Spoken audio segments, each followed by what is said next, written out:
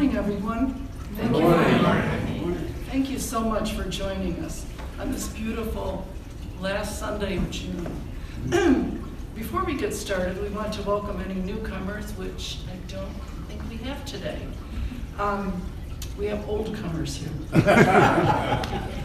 A couple of brief announcements. First of all, you probably noticed that Reverend Joanne isn't on deck today. She has laryngitis. So on very short notice, the gracious and talented Lisa Ferraro has made arrangements to join us today. And let's take a moment to thank her. Yeah.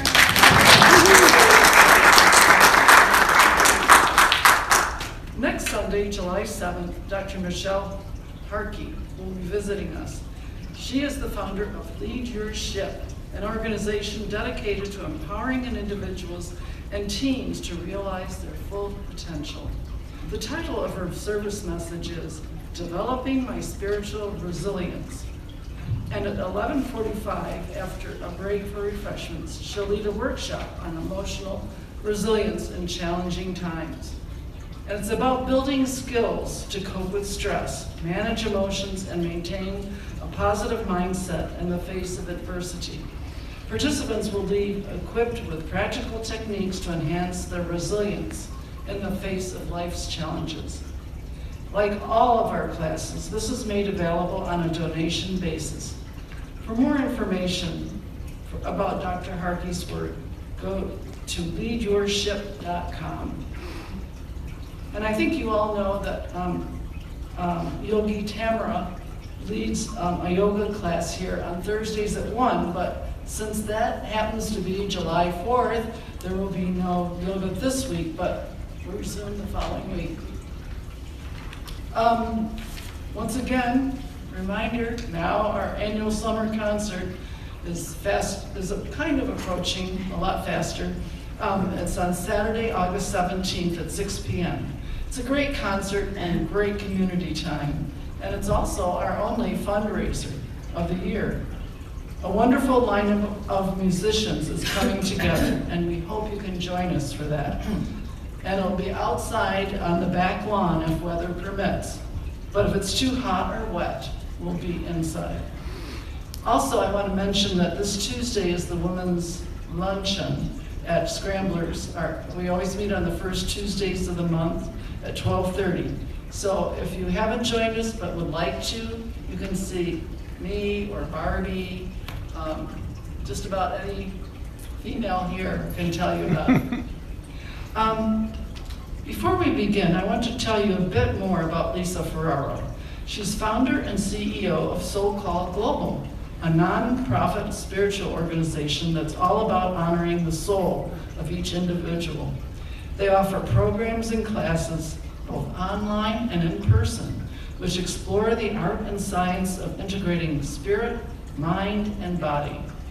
Lisa's title today is Awakening Joy.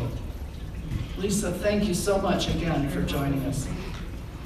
And we're also grateful to have the very talented musicians, Louise Salvador and Jack Widener.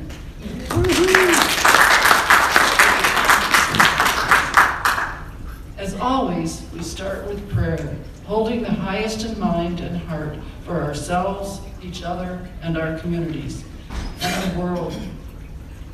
If you're listening online, please remember you can send in a prayer request at any time on our website, unitydelawareohio.org. Just use the prayer request tab at the top of the page. Now, Louise and Jack will lead us into prayer with a song.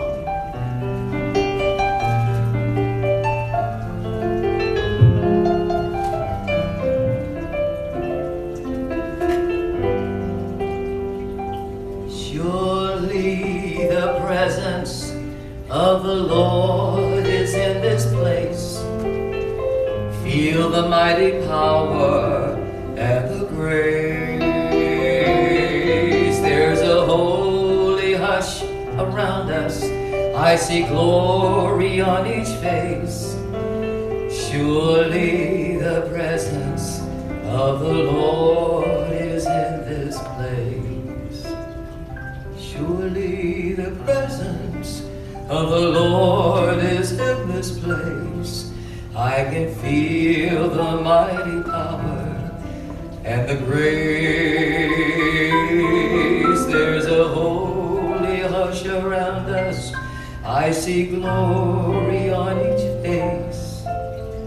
Surely the presence of the Lord is in this place.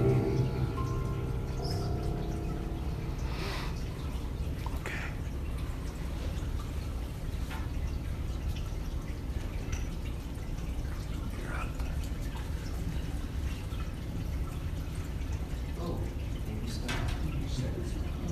Well, maybe it is. Maybe. I'll just play softly. Sure. Playing softly is difficult for me, but best I can.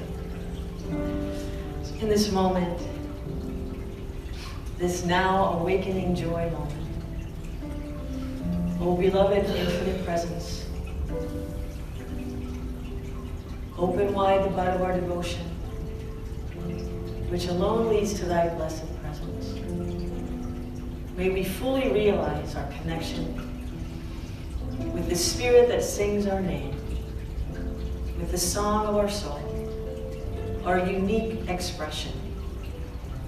Guide us with the light of awakening, the light of joy, the light of knowing that you are ever with us, right within,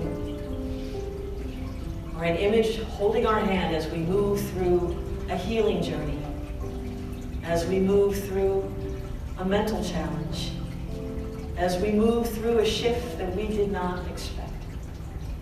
May we always realize that, as Jesus said in the Sermon on the Mount, blessed are those who mourn, for they will realize the deeper love that is always with us, ever present. Open us up to this realization. Open us up to one another, to realize that in the divine dance of life, this sacred connection, this unity, community, helps to strengthen and reinforce love, the unifying principle in the universe, the multiverse. Oh, infinite divine beloved, make me an instrument of thy peace. May it begin with me. May it stay within me. And may I share it unceasingly. And may I begin with myself. I open my heart to compassion. I shall tune my will with thy will, my love with thy love, the omnipresent, omnipotent, omniscient presence that Jesus taught is within us at all times. We are forever grateful for this knowing. We ask only to help us improve our knowing, step by step, as we play our divine part, our unique expression of thee, O God. In your blessed holy name, we pray. Om Shanti. Peace. And so be it. Amen.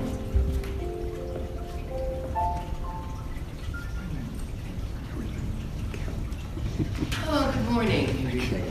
I didn't think about it. I've got a tune here that Perfect. Was written back in the 30s, I would say 1936, by Jerome Kern, Dorothy Fields, and I've used it several times on my jobs in the past, and presently, back this past weekend actually. A cute tune entitled "Pick Yourself Up."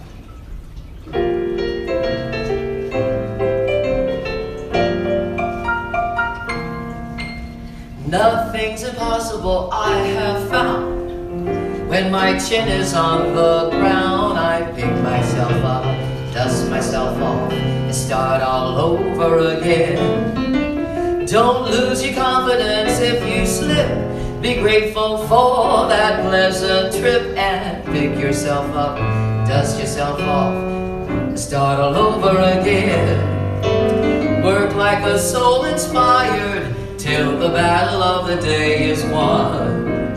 You may be sick and tired, but you'll be a man, my son. When you remember the famous men who had to fall to rise again, they took a deep breath, picked themselves up, and started all over again.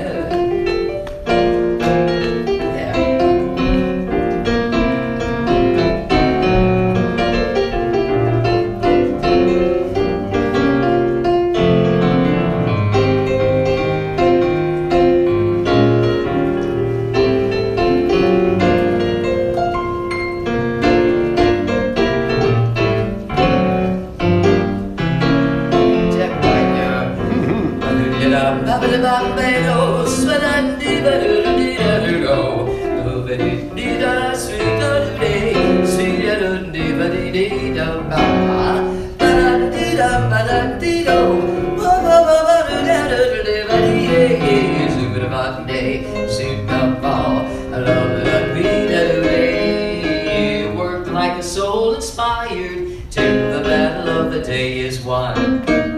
You may be sick and tired, but you'll be a man, my son. Will you remember the famous men who had to fall to rise again? They took a deep breath and they dust themselves off and they started all over again.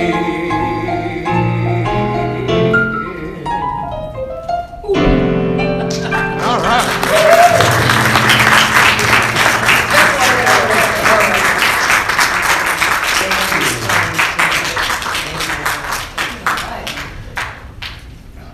Thank you, Louise and Deb. What a great setup for a Yeah. talk about awakening joy. Did that spark joy in you? Yeah. Me too. Yeah, I loved it. We're enjoying. Pick yourself up, dust yourself up, start all over again. How many times do you feel like you do that in a day? You say in a lifetime, in a week, but every single day it's a choice, right? So this morning, I was grateful to get a call from Joe and Joanne a couple days ago, like 2 days ago, and it sparked joy within me. To be able to come back and see all of your beautiful faces, it's been a while. And so I thank you for the joy that you spark within me. Thank you. And I started to think about awakening joy. I'm going to go all the way back to elementary school. In the 6th grade, you know how talented teachers are when they put together the school plays? As a child, you don't realize how many countless hours go into that opportunity for us. But I was grateful to have so many fabulous teachers. Well, one of the things they did, they created a play called Best Friends. And the character Best Friend was trying to describe what happiness is. And they wrote a song, like the music teacher and the art teacher wrote a song called Happiness is Different Things to Different People. That's what happiness is. So if I were to ask you, what sparks joy in you? If something comes right to mind, just shout it out. Mandala. Mandala. Food. Church. Children.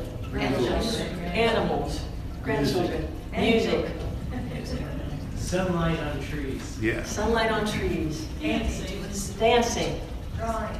Drawing. Sunlight on the clouds. Sunlight on the clouds. Brilliant. You see how we experience it's not just one thing.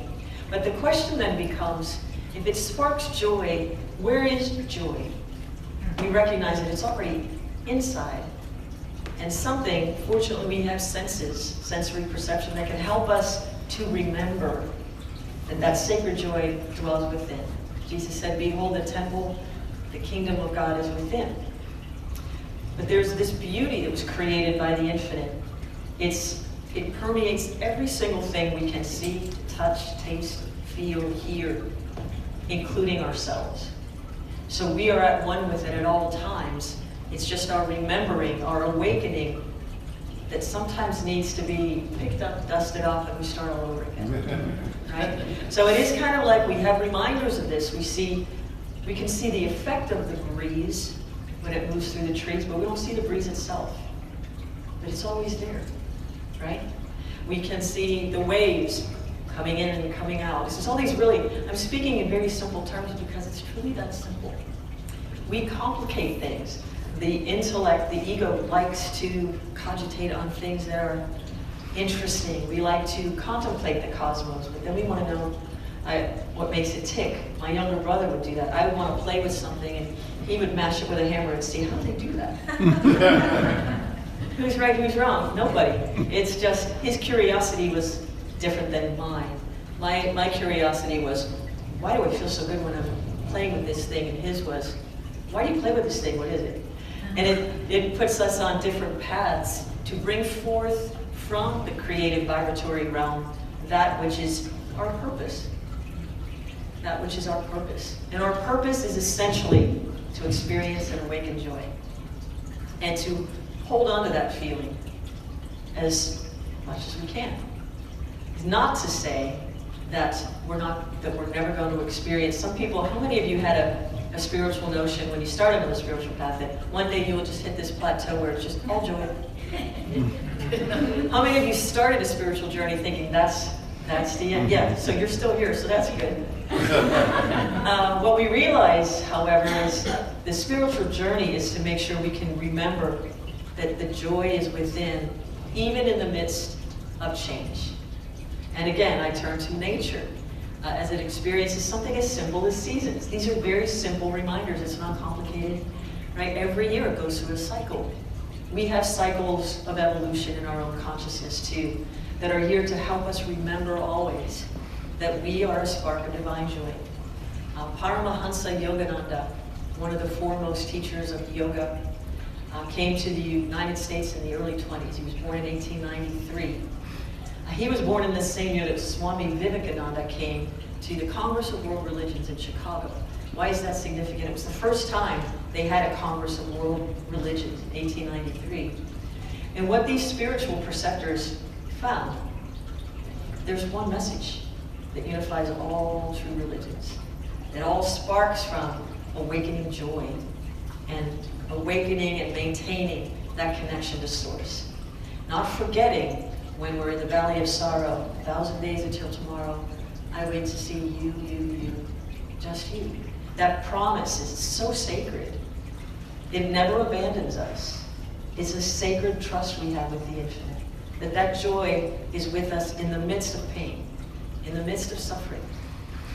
I can say from a spiritual journey of grief that love is stronger than death. Sometimes that's what it's here to teach us, is that at the bottom of the grief and beyond, when you think you've hit the bottom, then the trap door opens up and you fall into the well of soul. And the reminder that before this love was thy love. It is thou, thou, thou. Thou and I never apart. There's a chant. Thou and I never apart. So awakening joy. Awakening joy. It's interesting. I like to go to those of you who've heard me speak before, I like to go check in with Merriam-Webster to find out what their definitions of things are. So we can start on the same plane of definitions for context. So the Webster Dictionary has the definition of joy is to experience great pleasure or delight. Sound good? Yeah. Okay. And so I started to think about that in terms of Jesus from his Sermon on the Mount, the Beatitudes. When you get the definition of beatitude, it's a state of utmost bliss, joy. He taught it all the way back then. And if you go to the Hindu philosophy, 1,500 years before Jesus came and taught the message, they were teaching the same thing in the Vedas, the spiritual precepts. It's just the common oneness of all things, the Vedas. They were like psalms in the Bible, the songs of the soul. And so I thought it would be a very interesting thing, like any declaration made in the beginning of blessed are. So if we look for joy in the Beatitudes, it's we're going to end there. We're going to start there and end there. So I'm going to weave the Beatitudes in. And I did a talk some years ago on the Beatitude of gratitude. Being grateful for what is, we experience more bliss, where we're not fighting against it. I don't know if this has ever happened to you, but how many of you have ever experienced something that you wish had not happened? Yeah. Hopefully it's not this moment right now. I could be at home drinking coffee on my porch. So I'm going to use a couple of definitions from Paramahansa Yogananda. And he says, joy expresses itself under certain conditions, but it is not created by those conditions. Thus, when someone receives $1,000 and exclaims, "Oh, I am so happy," the condition of having received $1,000 has merely served as a pickaxe, releasing a fountain of joy from the hidden reservoir of bliss within. Right on? So certain events are usually required to bring forth joy, but the joy itself is the perennial native state of the soul. Isn't that beautiful? I'm going to say that again. So in the human experience, which is what we're doing here, certain events are usually required to bring forth joy, but the joy itself is the perennial native state of the soul. So the Bhagavad Gita, which is like the Hindu Bible, if you will, says, "From joy we've come, in joy we live, in that sacred joy we melt." It's all joy. Varying versions of dimensional vibrational reality. When we're in form, we can experience much joy. And so when Jesus Christ talks about, "Behold, the kingdom of God is within," there is no heaven that's separate and far away. Unity, no, we get this here. But how we put it into practice and remind ourselves that as a human being, I'm sacred and I'm already connected. There is no heaven beyond me. It's connected to me. I might have walled off this little opportunity with some false god, which I would call some idea that once I have this thing that I manifest in dimensional vibrational reality, I'll be happy. No. The truth is, you may be happy with or without it. This thing can just augment your experience, and it'll live its usefulness until it's done. Then you'll be on to something else, right? So pay attention to your consciousness and how you participate in the language of your heart with the infinite. Talk to it all the time in the language of your soul. And you'll start to know which thoughts are yours and which thoughts are not. Do you know what I mean when I say that? Do you ever be standing somewhere and all of a sudden a thought comes into your head and you're like, I never think like that. I don't even know what that is. That happened, I'll tell you two stories. One is simple, the other one I think is quite hilarious. I was just, the other day, maybe it was last week, there were some gentlemen doing construction across the street from my house where there's an elementary school closed for the summer.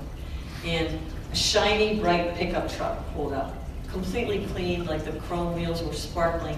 And I was sipping my coffee just looking out of the front window. And I had this little pang in my heart like, man, wouldn't a new car be awesome? And I stopped for a second and I'm like, I actually love my car. I don't need a new car. I don't really want a new car. But I got my being got caught with bright, shiny, new. But had I not grabbed it before it ran through the whole circuitry, I would have been sitting there at the Chevy dealer saying, I think, do you have one in purple? But another time this happened, it was not my thought. I was going to sing the national anthem before a Penguins game, which I did several times when I lived in Pittsburgh. And so the way you do this is you're standing in the tunnel, and you can see the ice, and I'm standing right ready to like step onto the ice to sing, and there's a gentleman standing beside me with a microphone. So right when this is about to happen, they come out with a carpet, and they put with the big, Pittsburgh Penguins, Columbus fans, and they put it down, they put this carpet down on the ice so that I could step on it and not fall. And I'm standing there, and in my mind, you do it a cappella. So I'm like, oh, sing, oh, sing. I want to keep my notes, so I don't start too high, And all of a sudden, this little thought comes through my head. What if I step on the carpet this time, and it slips to the side and I fall? I thought, what in the world? Like, I never think like that. I was like, what? That's not my thought. So I had to stop, and I went back to my, and I was riveted on this. 2 seconds later, literally, the goalie from the other team comes skating across the ice to step off and go to the locker room from it, slides across, steps on the carpet slips to the side, and the guy falls. And I was like, oh, that was for him, not me. So I was confident. Next thing you know, the lights go down, pin spot on the flag, pin spot on me. I got the mic, I step on the ice confidently, and I sing. So I didn't realize that say was like a mantra to tap into cosmic consciousness, but it can be.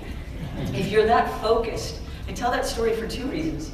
I was just focused on, single-pointed on one thing, channeling the infinite through my body and my voice to sing the national anthem.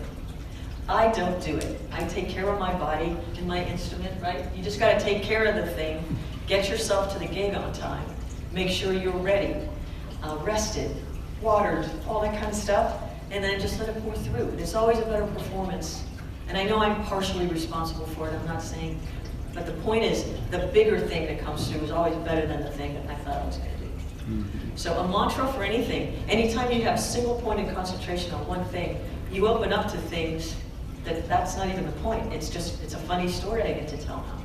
But the point was, it brought me joy to be able to know that I was going to be okay, because that thing had me and it let me know that. So I want you to just think of a time, I know we've all experienced that time when something we were experiencing was just not like joy, but there was something that let us know it was right. I'm right with you. I'll never leave you. The love of the infinite is so vast, it's so deep. Rumi says, all swimming in the ocean of love ends in drowning. Just allow yourself to be dissolved in that joy. It's almost too much. So ours is to open up the aperture on our consciousness, on our heart. Those things that you shouted out that enable you to experience joy. Yes, please. More, please. And just you'll vibrate to a frequency that allows your whole being to hold more joy. You'll just radiate joy everywhere you go. Some people, you might not get invited to parties anymore because you're just too happy.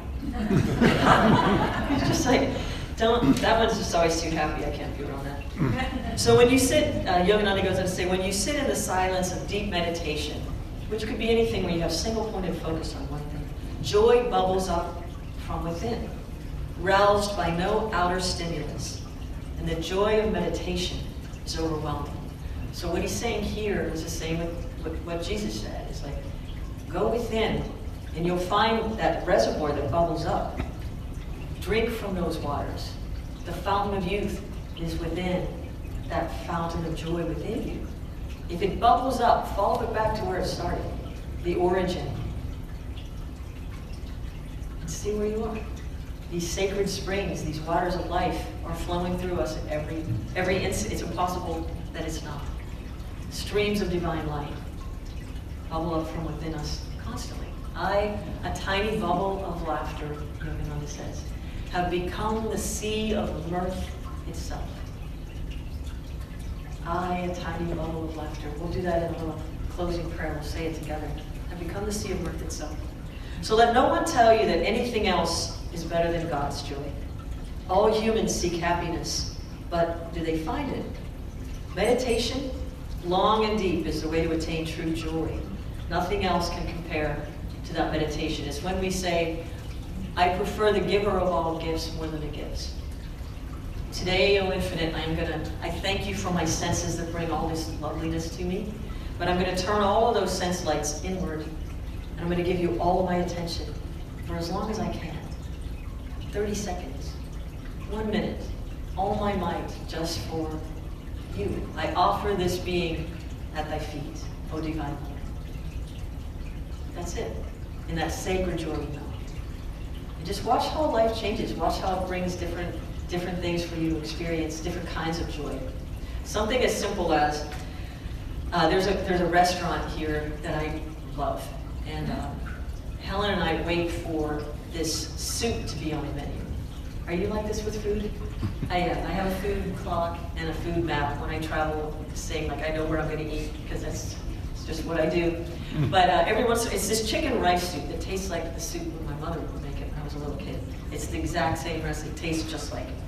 So we've gone 5 times, 6 times. We had it once, 7 times. And so we always ask, what's the soup? And it's just not that. It's like, okay, well. So we were there maybe like last week, I think. And reluctantly, we were just for the heck of it, like, what's the soup today? They said chicken rice. We screamed, like, And we were like children that were just opening up the thing you wanted from Santa Claus. It was soup. And I was like, man, I'm getting old. Getting excited over a bowl of soup. But it was everything attached to the soup, you see? How joy strains itself to more joy. In joy and in more joy. In the light of mellow joy. It doesn't take much. It's these simple things. That bowl of soup just reminded me of all the times that my mom made the soup. And all those times and all that. Love is where you find it. Joy is where you find it. And don't judge where your joy comes from. Just order a quart and take some home. Right? So I started reading a really interesting book by Megan Patterson. And it's called Mary Magdalene Revealed. Have you seen this book? It's wonderful. It's about the Gospel of Mary Magdalene. The Nag Hammadi Gospels came out, the Gospel of Thomas. They're finding them buried in the deserts all over the world. They were taken out by Pope Gregory in the 3rd century when they started the patriarchy of Christianity, not the unity Christian. We busted out of the box here, which is really nice. But in it, Mary Magdalene is the one that wrote Love is Stronger Than Death, because she realized that her oneness with Jesus Christ survived the body being gone. She was the one that was at the tomb. It was Mary Magdalene. It's an interesting story. It's a wonderful book.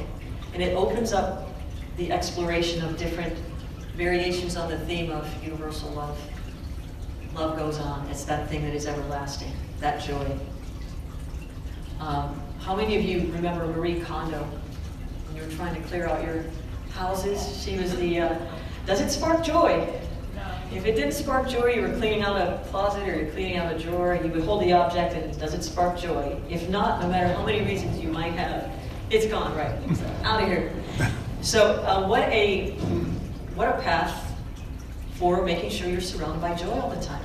Why are you holding on to this thing?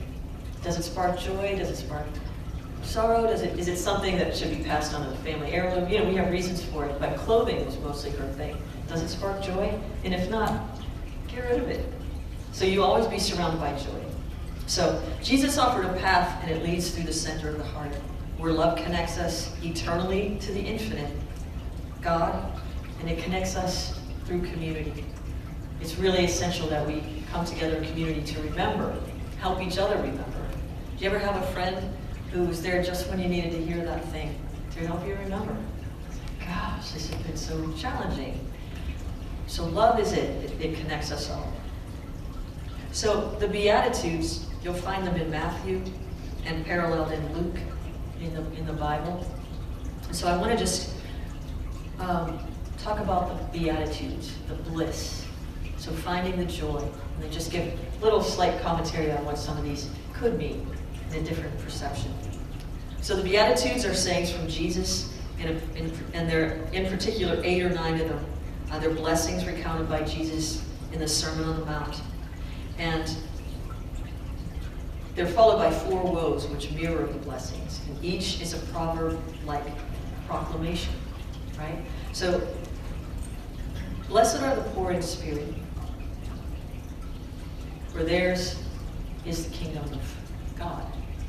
Blessed are the poor in spirit. So if we recognize that we are always dancing in spirit, maybe the poor in spirit means you don't need a whole lot of false gods before you to find the infinite one.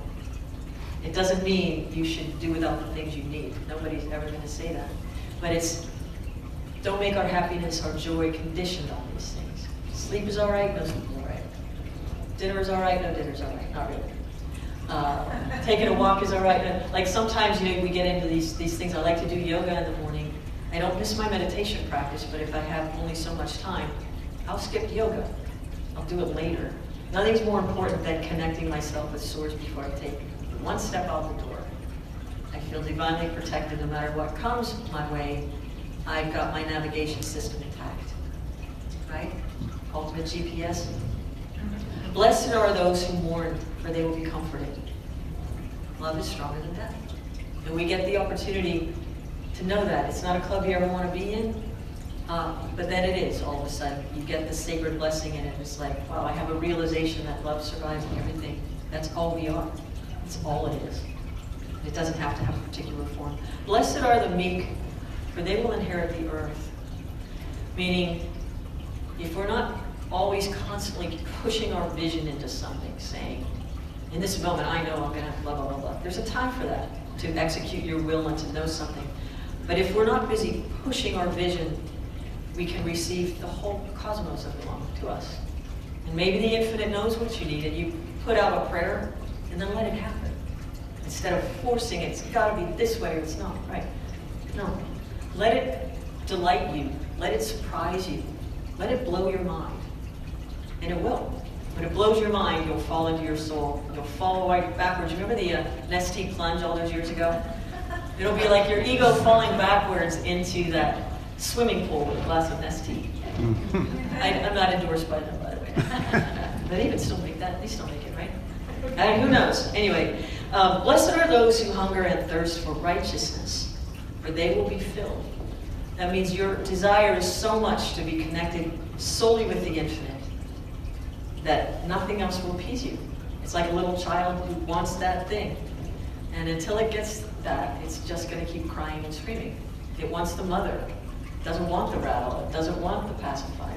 It wants to be held. Be like that with God. I just want you. Please, give me a taste of that joy. Just once, and I'll remember it. Blessed are the merciful, for they will be shown mercy. Like attracts like. What goes around comes around. Just have mercy on yourself, and you'll find mercy and compassion for everyone. I think sometimes it's hardest to start with ourselves. We don't have to be so tough. We just need to learn how to surrender to the thing that knows all of it. It knows what's going on, and we don't have to know everything. As being a traveling musician, for many years, decades, I would know where I was going to be almost 2 years in advance. Or so I thought. Until something happened and we had to come off the road. And it was just so wanting to be in control. There was a Sufi teacher named Llewellyn Van Lee who was doing this is one of David Leonard's favorite stories. He was doing a workshop, and there was a gentleman there talking about something, lamenting a challenge in his life. And he ended with saying, because I like to be in control. And Llewellyn Van Lee just smiled and he said, he thinks he's in control. It's a beautiful reminder. It's okay to say, I don't know. But when we were on this wheel of yes, we'll be there on January thing, yeah, we can do this retreat for this, yes. Then, a health challenge happened, so we rescheduled it for the next year, thinking she's going to get well, we're going to do this, it's going to be fine. And the most liberating, the most difficult thing for me to say, and the most liberating at once, was equal. Like the pain and the joy, the release of the pain was in saying to one of these people who wanted to book us, well, can we book it for next year? And I paused for a minute and I had to be honest. I said, I don't know. I don't know. It was terrifying. And it was, oh my God. I let go of this thing. I don't know. I don't know. I love you. That's my prayer these days. I really don't know how it's going to go. I'm going to be prepared for the opportunities. I am going to expect them to go well. And I'm just going to show up and let the infinite show me the way. But I recognize I am partially responsible. Maybe 25%. Blessed are the peacemakers, for they shall be called children of God. That's a pretty straightforward one, right? How easy is that to be all the time, though? You think you're being the peacemaker, and all of a sudden it's like, here comes trouble.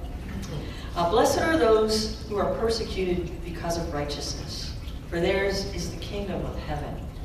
And that doesn't mean the kingdom of heaven, it means the kingdom of heaven within. Just stay in tune. I want to say give it all over, but you have a mind. We have 2 eyes to see and reason and understand the world, but our eye of wisdom, Jesus said, if therefore thine eye be single, thy whole body shall be filled with light. That's the one, like the all-seeing eye of intuition. Tap into that infinite one, the one that knew somebody was going to slip on the ice that day. Thankfully, it wasn't me. So the infinite knew that was going to happen, and for a minute I thought it was me, but I didn't know. Right? Here's another Rumi song and poem. Through the day I thanked you, and I didn't know. At night I laid with you, and I didn't know. I thought I was myself, and I didn't know. But I was all you, and I didn't know. So I don't know. Blessed are you when people insult and persecute you, and falsely say all kinds of evil against you because of me. Rejoice and be glad, because great is your reward within in heaven. For in the same way they persecuted the prophets who were before you. I am ever with you. So, in joy we live, from joy we come, and that sacred joy we know. Do we go into prayer? Would you like to take us through a joyful prayer? Mm-hmm. How many of you know this song? I've got that joy, joy, joy, joy Yeah. down in my heart. It doesn't say out in the world. It's down in your heart. We are the ambassadors of that joy. We bring it out into the world.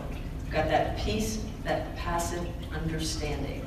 It's not up here. We're never going to understand the vast well of joy that is deep in the well of our soul. I think it's interesting. It is well with my soul. It is a well. It is my soul. Mm-hmm. It is the well of your soul where that joy bubbles up from. Get in there. Take a huge bucket. Give it your head and let it fill your heart. So let's take this into prayer. Oh, infinite divine beloved, may we always be aware. Help us to remember that thou art ever with us. Speaking through us, smiling through our eyes, working through our hands, walking through our feet, divinely loving as our beautiful human being. Bless us with the light of consciousness that leads the way to joy and more joy. Joy and more joy. I, a tiny bubble of laughter, have become the sea of mirth itself. You can say it with me if you like. I, a tiny bubble of laughter, have become the sea of mirth itself. I, a tiny bubble of laughter, have become the sea of mirth itself. I, a tiny bubble of laughter, have become the sea of mirth itself.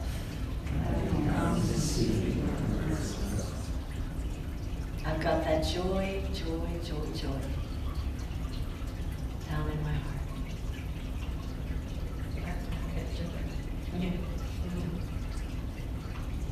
Om, Shanti, peace, and so be it. Thank you.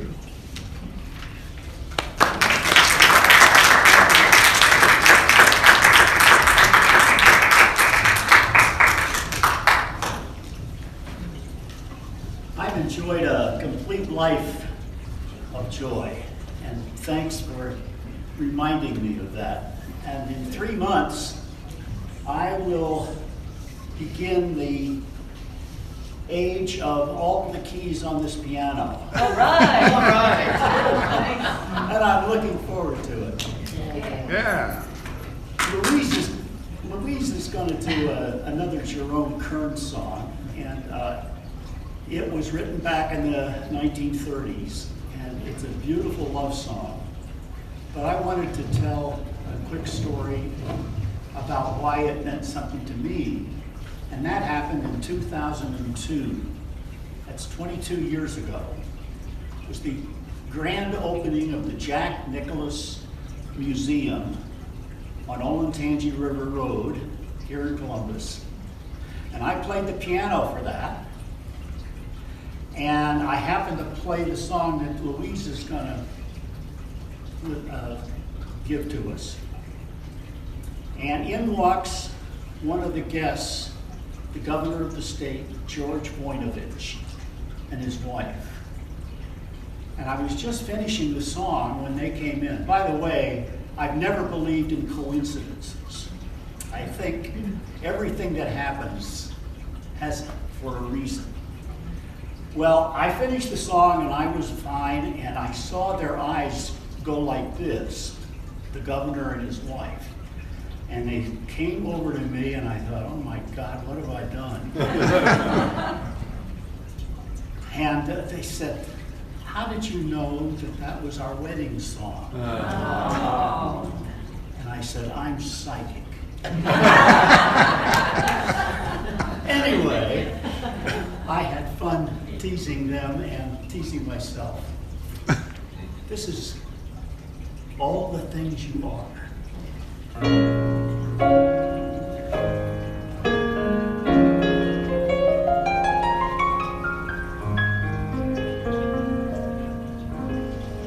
You are the promised kiss of springtime that makes a lonely winter seem long.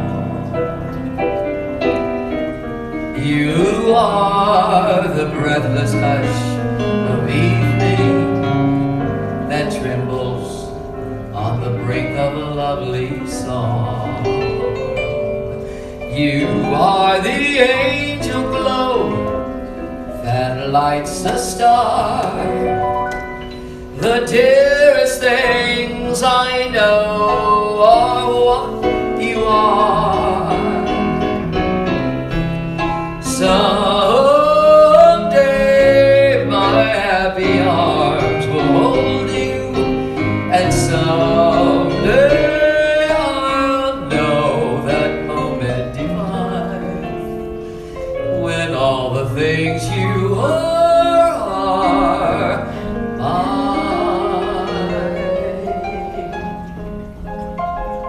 Jack White, ladies and gentlemen.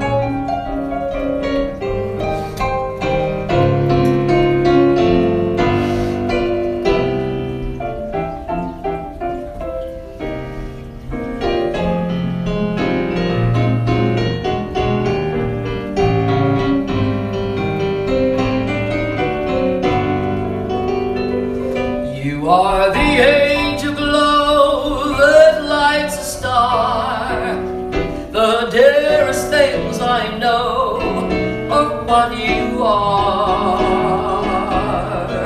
Oh, someday my happy arms will hold you, and someday I'll know that moment divine when all the things you are all the things you are all the things you are mine.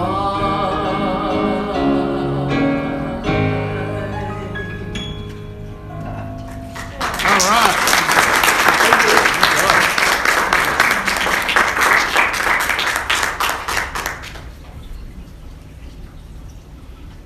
Well, first of all, a warm thanks to Lisa Ferraro for that joyful message. Yeah.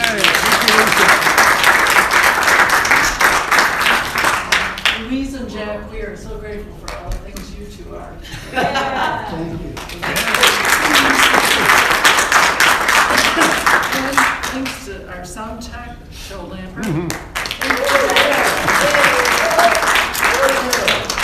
Thanks to everybody in the kitchen today. It's kind of a group effort, but especially to Candy, who was here first thing, and Barbie came along, and I was in there, and then other people. So it's a group effort today. It's the fifth Sunday. I want to thank you, everyone, for your donations and tithes, whether by PayPal or donating through the church website. Just real quick, next Sunday, Dr. Harkey on developing my spiritual resilience with a workshop afterwards. No yoga this week. Summer concert coming up on Saturday, August 17th. Women's luncheon on Tuesday, July 2nd at 12:30 at Scramblers. And let's see, anybody else have any other announcements? Okay, well, why don't we circle around for the peace song?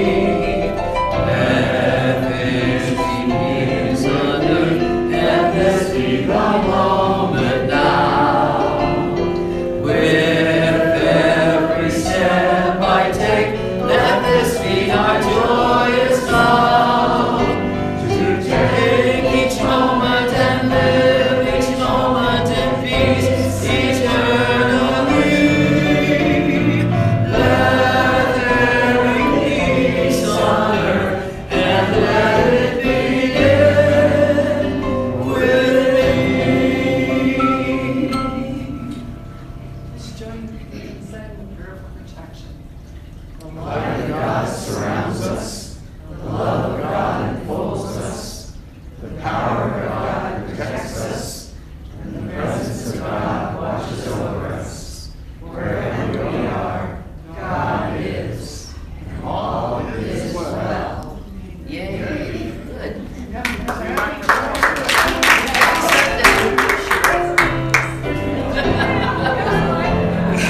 It's Christmas. It's Christmas in June. Christmas in June.